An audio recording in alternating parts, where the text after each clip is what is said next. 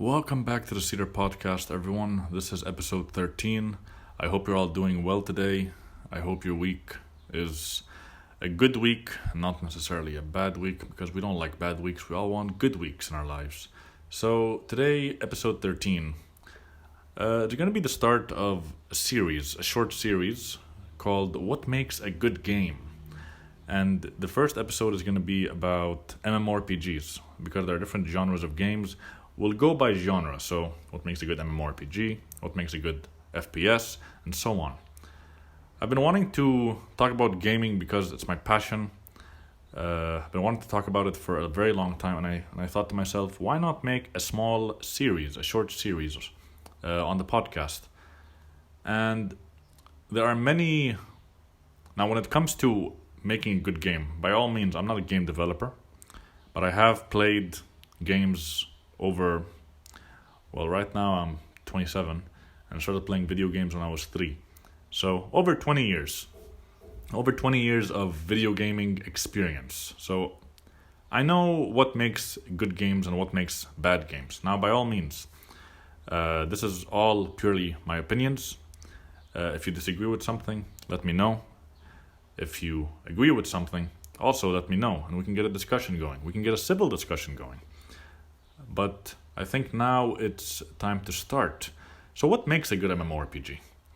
There are many factors to consider when it comes to... And by the way, this series is aimed, it's for everyone. It's not just for the people who play MMORPGs. So if you're a video gamer, and nowadays pretty much everyone plays some form of game. So if you're a gamer or a game developer, well then you're gonna enjoy this series, I think. Well, I hope, anyways. But going back to what I was saying, so what makes a good MMORPG? Well, let's take it from the perspective of someone who is starting off. When you start an MMORPG, you are greeted with a character creation screen. Now, my favorite MMORPG is World of Warcraft. It's my favorite game. So I'm going to keep referring back to it. It's the one I have most experience with. I mean, my main character alone has over 2,000 hours on it, and I have over 30 characters. So that's the one I'm most familiar with. So I'm going to keep referring back to it. So when you start off, you're greeted with a character creation screen. Honestly, a good character creation screen has to have variety. A lot of races, a lot of classes. And by the way, I'm assuming that the people who are watching this video have an idea of what the elements of an MMORPG actually are. So races, classes, endgame content, middle game content, early game content, and so on, questing system. So I'm assuming that you guys have some knowledge. I'm not going to go over that. So you have lots of options. Lots of options is always good when it comes to character creation. You have customization as well. So let's say you pick a race, you pick your class, you want to be a warrior, you want to be a hunter, and then you customize your character. You want to make him look like you want to make him look like your dream video game character. Well, then you can do that. It's never a bad thing to have a lot of options, but too many options is overwhelming for new players. So I think World of Warcraft has around maybe 15 races at this point and 13 classes. So I think that's the perfect number, honestly. I think that's good enough. They have a good amount of races and a good amount of classes. And they're slowly introducing new ones over time. So that's it for character creation. Now, when you go into the game, most games have a tutorial system. They have a tutorial that teaches you how to play the game. Now, in my opinion, a very short tutorial is mandatory nowadays because there are a lot of casual gamers these days that are starting to play video games for the first time. So maybe, let's say World of Warcraft is their first MMORPG. They want to have a very short tutorial so that they don't feel overwhelmed and then they don't quit. So a short tutorial is mandatory. Now, for example, World of Warcraft doesn't really have a tutorial system. They just throw you into the game. But I think recently they added this new starting island tutorial zone where they give you tips and toolbars that, stuff pop up that tell you where to go. So they're slowly catering to casual players, which is a good thing. It's not necessarily the best thing just to cater to one group of players. In my opinion, a good MMORPG should cater to both casual and hardcore players. But in the long run, I think a very short tutorial is good enough. Don't make it too long. Because, well, this brings me to the next point. Good MMORPGs should have a sense of adventure as you play the game. Now, honestly, when you play WoW, you have quests. You pick up quests, you finish them, you get rewards. You get money, in-game currency, and you slowly watch your character grow. So, a sense of adventure as you progress through the game is vital. And the game progression... Actually, let's just talk about the sense of adventure. What do I mean by sense of adventure? So, let's say you're playing through the game, you pick up a quest, but then you notice a cave. It's out of the way, and you would never ever go there, but then you notice it, you see it. You go inside this cave, and there's this unique rare enemy. There's a unique monster in there. It's very hard to kill, but you manage to kill it. And they drop some very good loot for you. Now, this is what I mean by a sense of adventure. You feel satisfied. You feel great knowing that, wow, I just checked out this cave. I didn't have to go there. And I just got some good stuff. I got a good helmet. You feel a sense of adventure. You feel like you feel good about yourself. You just feel good. And this brings me to the next point, non-linearity. A good MMORPG should not be linear. It shouldn't just take you from A to Z and hold your hand the whole way and be very linear. Let the game branch out. Guild Wars 2, that's another MMORPG that I played. Guild Wars 2. And they have a good system of questing, but they also have these things that happen randomly. So when you're questing in Guild Wars 2, occasionally an event will appear right next to you. Or you can see these events pop up on your map. You go to these events and a lot of other players join you. Let's say one of the events is to clear out the monsters from a farm. Or another one is to put out fires.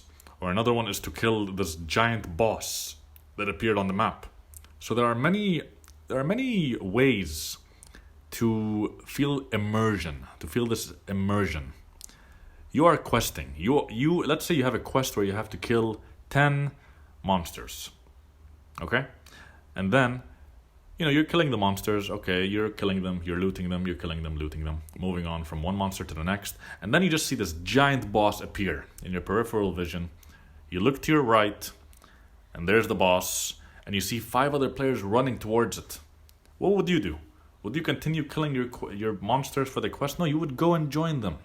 You feel a sense of community. You feel that you're part of something. And then when you all kill it, you get rewarded.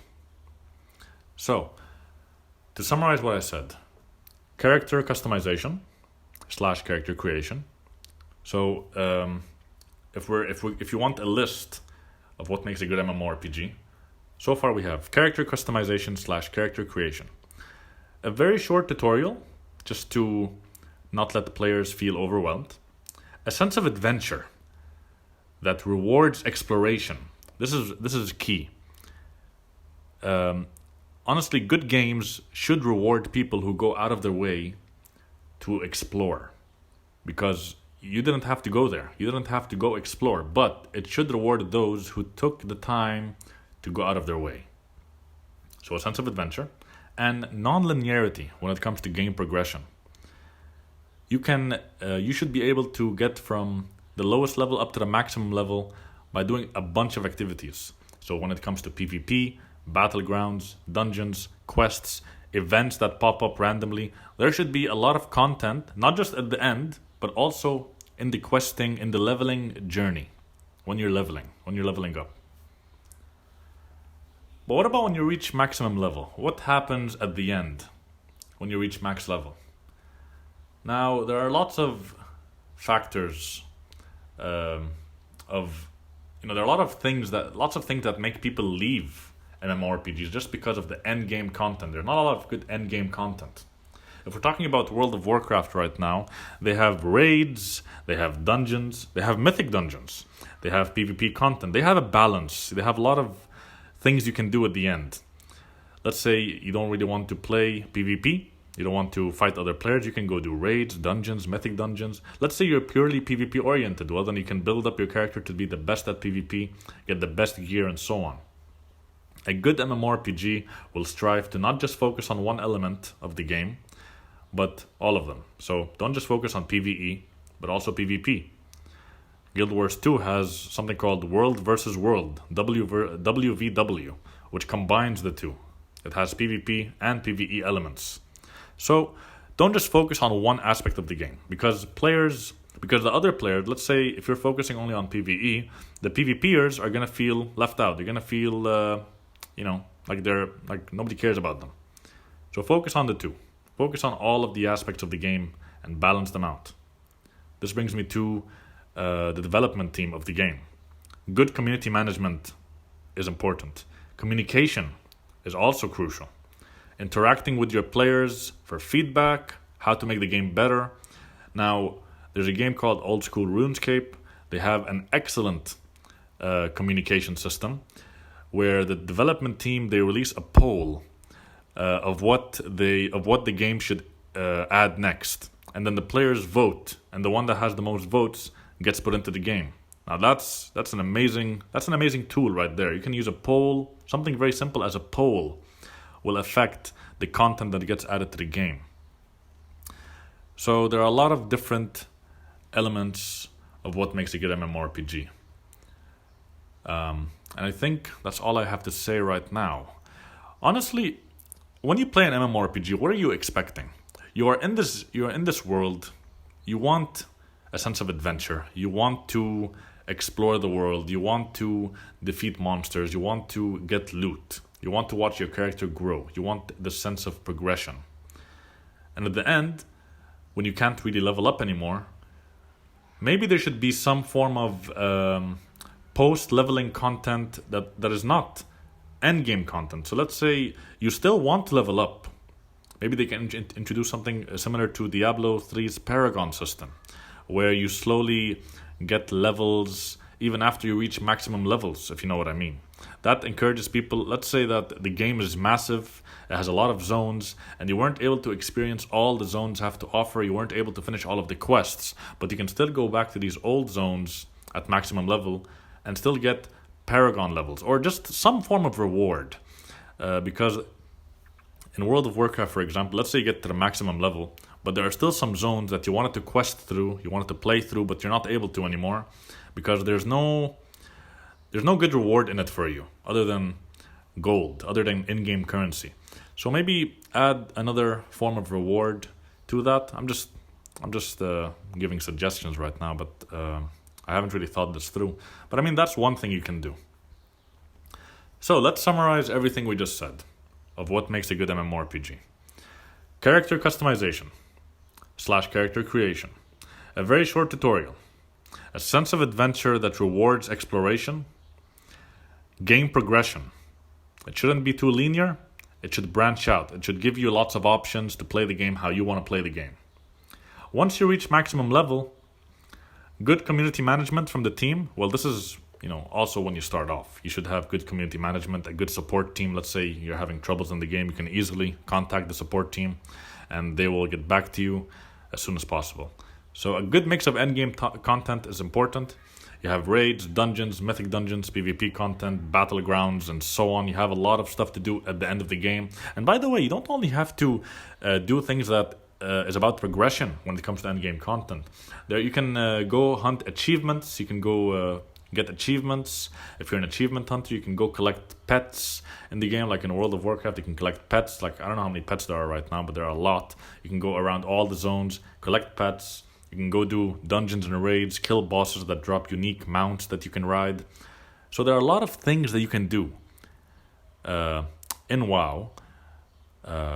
Honestly, I think WoW, out of all the MMORPGs I played, I think WoW has the most content. Now, maybe I'm being biased here because I played it the most, but it does have a lot of content, not gonna lie. It's very hard to go play other MMORPGs as much as WoW because I mean, once you play one, you stick to it, and it's just very hard to play others. I mean, I don't know. Does anyone else have that feeling? Am I the only one who thinks that way? Like when I played Guild Wars 2, it was just very hard for me to really get into it because in the back of my mind, I'm like, but WoW is my main MMORPG. Maybe it's my main. Maybe because it's my main MMORPG, it's very hard to go to another one. I don't know. But anyways, yeah, going back to the summary. So a good mix of endgame content is important. And don't just focus on one aspect of the game. Focus on several. If one is lacking, if you see a lot of people, for example, on the forums, on Reddit, they're complaining about this aspect, work on it. I'm talking to you, game developers, work on it, okay? The feedback from the players is important. There are some games out there that don't even listen to the players. That is bad. That's how a game dies, honestly. That's how games die. Because nowadays the community is probably the most important thing when it comes to video gaming, the community of the game. It's the most important thing. It's not the game, it's the community. Because the game is out there, but who is the one that makes the game well-known and famous? It's the players. Okay? But I think that's good enough for now. There are some things I probably missed out, but I might just make a part 2 for MMORPGs because it is my favorite genre. WoW is my favorite game. World of Warcraft is my favorite game. Been playing it since... Well, I started playing it back in 2006, but I really started playing it seriously in 2011. So almost a decade. I think it was in July 2011. So almost a decade. Which is crazy to think about. It's insane actually to think that I've been playing a game for that long. But yeah, there you have it. Anyways, this is the end of the episode. I hope you enjoyed it. This is something new. You know, this is, I think, the first gaming-related podcast episode, which makes me excited for future ones to come. But I really hope you enjoyed it. I want you all to stay safe. Please take care of yourselves, you and your family, your loved ones, your friends. We're still living in dark days. So please take care of yourselves. Don't do anything stupid. Be rational. Be logical. And I'll see you next week for the next episode, guys. All right, take care. See ya.